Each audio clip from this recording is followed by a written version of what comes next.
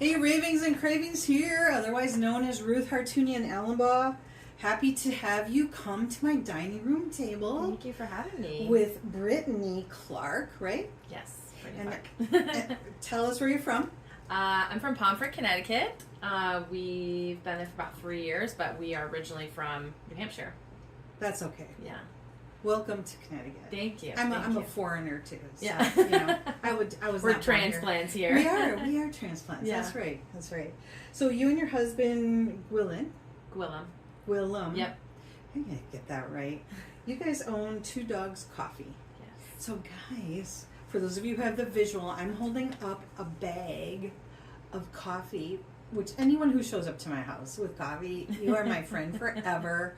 You didn't know, but I do love dark. I am a dark roast person, so we are drinking this now. We're going to talk about their coffee business. What is the name of this? Durning's Dark. Yeah, so my stepdad his last name is Durning. Okay. And so when we were doing that's one of our original roast profiles. When we were looking to name them, we were choosing, people and things around us that we really held close to our hearts. So we did my stepdad's last name. So that's how I came up with Durning's Dark. Stepdad. Thanks, Stepdad. And Yeah. it says is this your darkest roast? That one is our darkest roast. That's a staple at the moment. And then we do occasionally bring in different kinds. We did a Sumatran, which is much darker. That one was a single origin Indonesian dark roast. And then we did we have our espresso blend, which is also a dark roast. Sure, yeah. Yeah, you can do it as an espresso. It pulls a really good crema. It has a couple different types of origins in it, but a lot of people do also drink it as just a dark roast. So how would you describe your business, and how would people get a hold of Two Dogs Coffee? You can talk about it while I drink, and then I'm going to talk about what I'm drinking. Okay, yeah, go ahead. So our business kind of came to fruition during COVID. We couldn't drink coffee at coffee shops, so we decided to roast our own coffee. My husband's kind of like a collector of hobbies. Okay. That one stuck. So we got into coffee and learned more about specialty coffee specifically, which is what we focus on.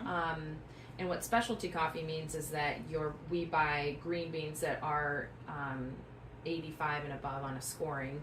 There's a whole scoring system with coffee and the beans that you get. And so 80 or above means it's specialty coffee. So it's high quality, comes from really good farms.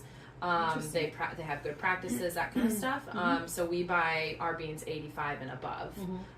So we're specialty coffee, and we started as an e-commerce platform. So you can buy our coffee on our website at twodogscoffeeco.com. We offer subscriptions, and we've kind of expanded our model into farmers markets, artisan markets, that kind of stuff.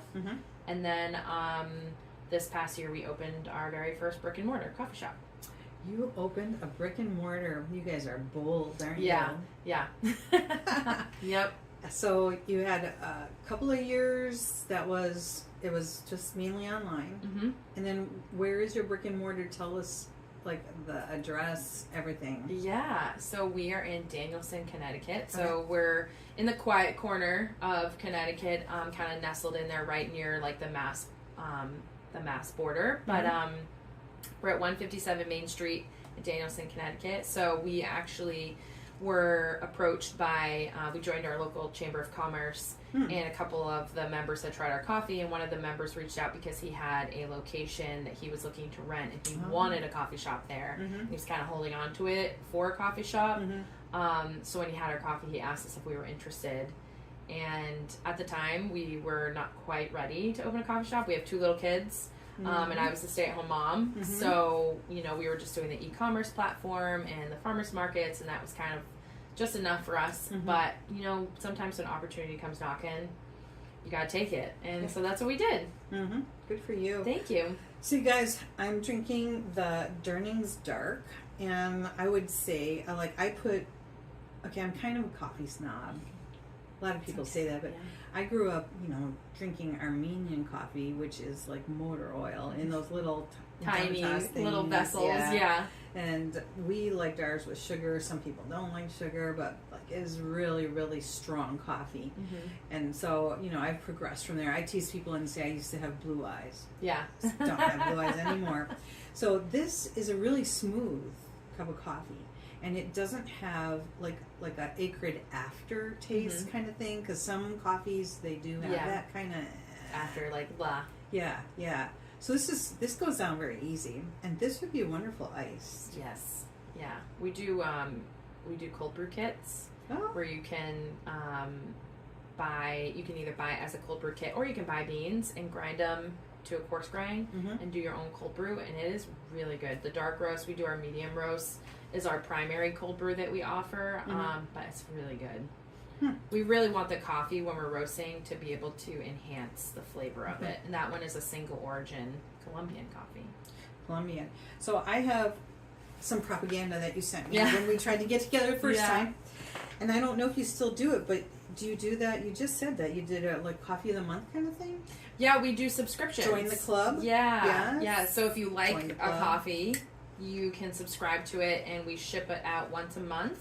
And you get a 15% discount on our retail prices. So each month we ship out. We have probably like 15 subscribers right now, and it's all over the country. So we do local delivery or local pickup for free at the shop, and then we ship it. But yeah, you can get the bags delivered right to your door, so you don't ever run out. Guys, you should take notes on this. Definitely. So if someone wanted to do that, how do they get the ball rolling? Yeah, so they would just go to our website at twodogscoffeeco.com, and they could try out a coffee first, see if it's something they like. I always put one of those slips in there when I ship their coffee out or deliver it. So if it's something that they've enjoyed, they can sign up for a subscription right on our website. The only one that really changes is our light roast. So we do seasonal light roast. So our light roast coffee changes every like 3 to 4 months, depending on what's in season. We focus just on Ethiopian coffee for our light roast. So that one you'll get whatever Ethiopian we have for that month on your subscription, but the rest of them you would choose, if you wanted the dark roast or the medium roast. We offer 12-ounce bags, and then we also do 5-pound bags for subscriptions. We do have a handful of people that do monthly 5-pound bags. Whoa. Yeah. I'm going to be their friend. Yeah. That would be fun. Yeah. So how many different kinds of roasts do you have, like, from your, like, menu of choices? How many different kinds do you have? Yeah, so right now we have a handful of staples. Our dark roast, which is the Durning's Dark, our espresso blend, our medium roast, which is our Frank's blend. That's a Brazilian and Colombian blend. And then we also do a decaf and a light roast. So the 5 we always have. And then we will sprinkle in different types throughout the year. So around Christmas time last year, we did that Sumatran. We did a Costa Rican.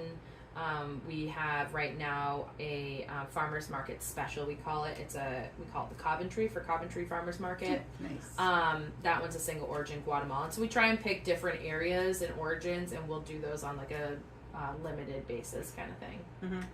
So what have people said about your coffee? Like, what are some of the comments? I'm just curious about what people say. A lot of the times we get, "You've ruined coffee for me," because now they can only get our coffee, which is a compliment, right? Right. That's right. Because they've had our coffee and they've really enjoyed it, and now they're kind of like,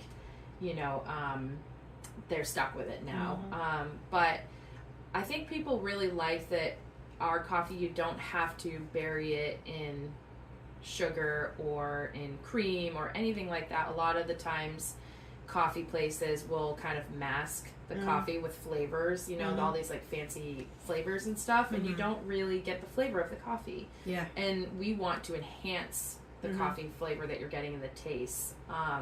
My husband does all the roasting, so he really tries to perfect pulling out the proper notes and flavors in the coffee so that you're tasting it in your cup.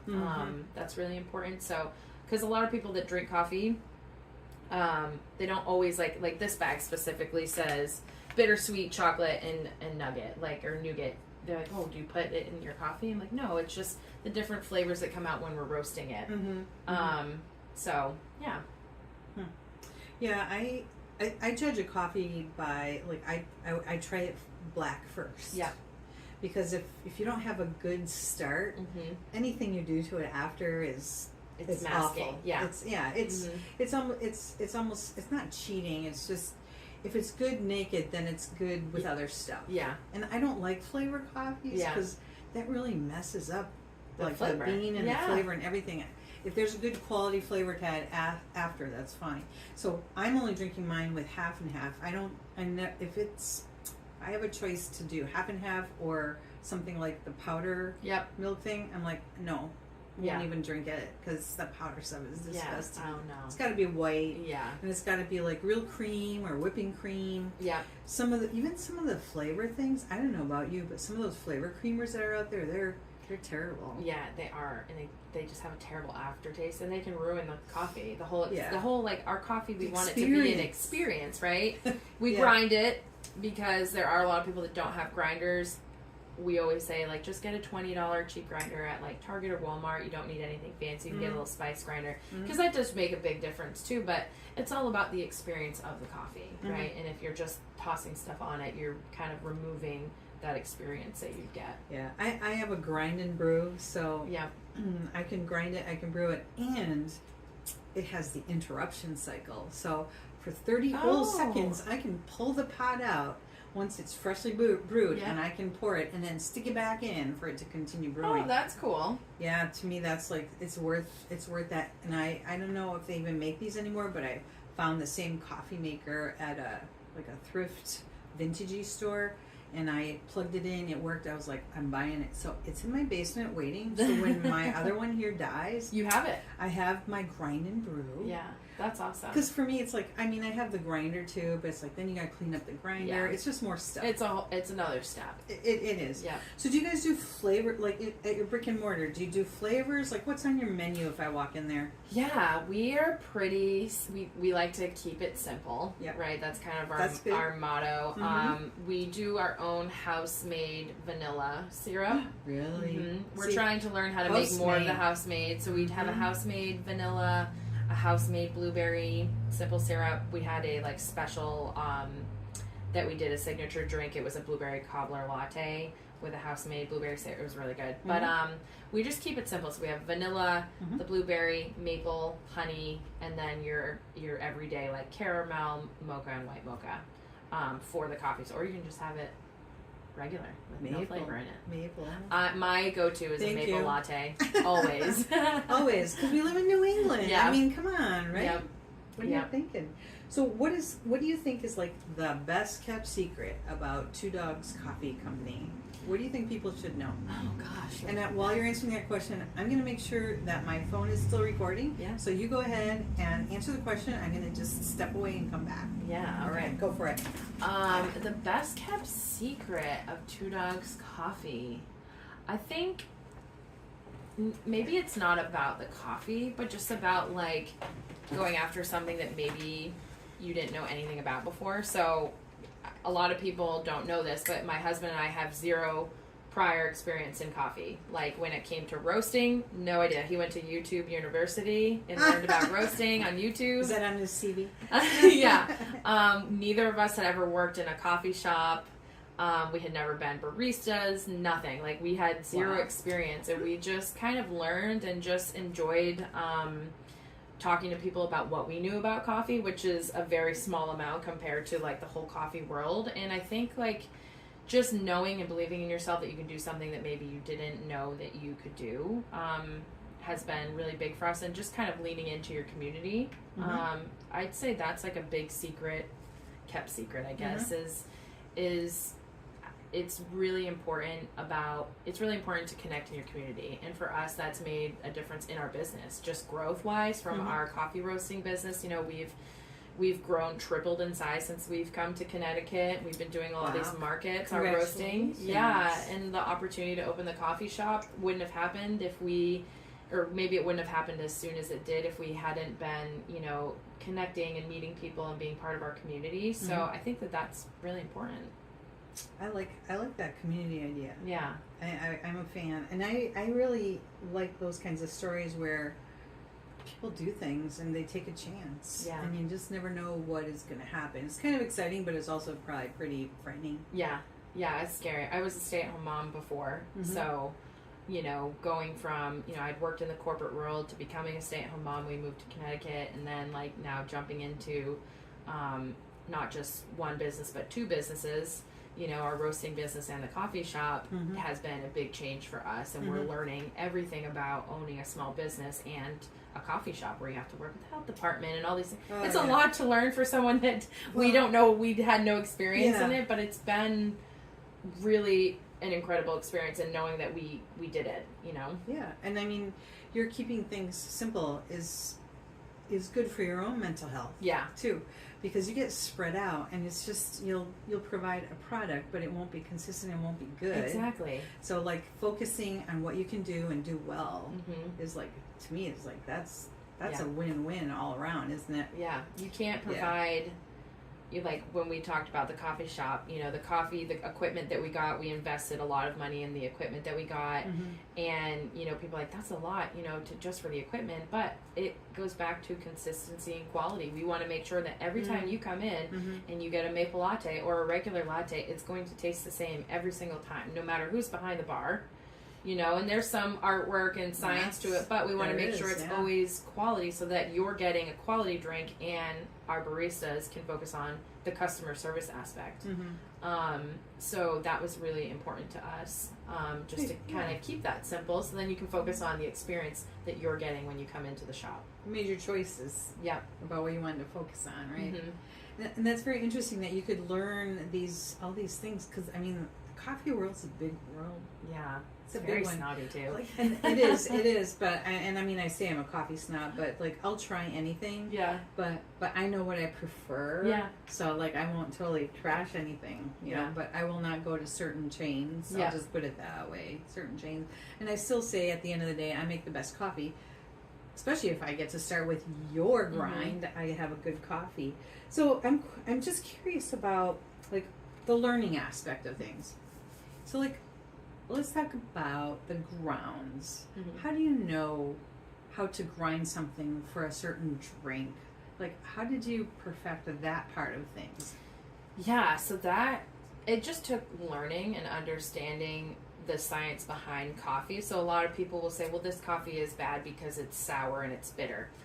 99.9% of the time, it's not the actual coffee, it's how the person is grinding it and brewing the coffee that makes a difference. So you have to make sure, one, you have the proper amount of grounds, and two, that you're grinding it properly. So a French press, you're not going to grind it the same as you would in a drip coffee. It has to be a coarse grind. Same with cold brew. So it just took us learning that and tasting the coffee and understanding it, and watching a lot of YouTube and just trying it out, really. And now we have a grinder at the shop, really fancy grinder that helps with that. There's different settings depending on what type of coffee you're brewing. Right now we don't offer pour overs. We will offer them in the future, kind of once we're still getting our feet wet. We've only been open for about a month and a half.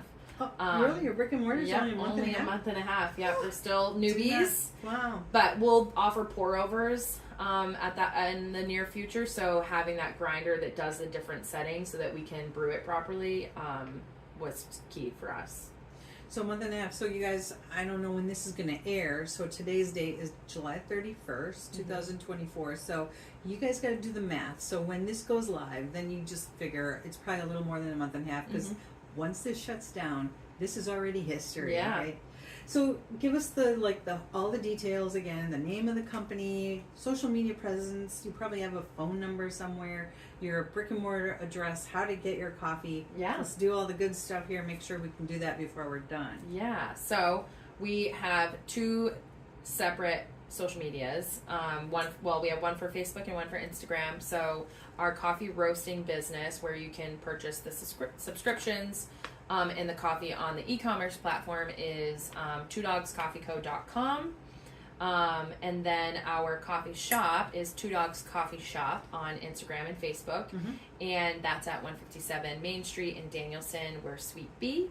And then that's pretty much it we don't have a website for our coffee shop at the moment.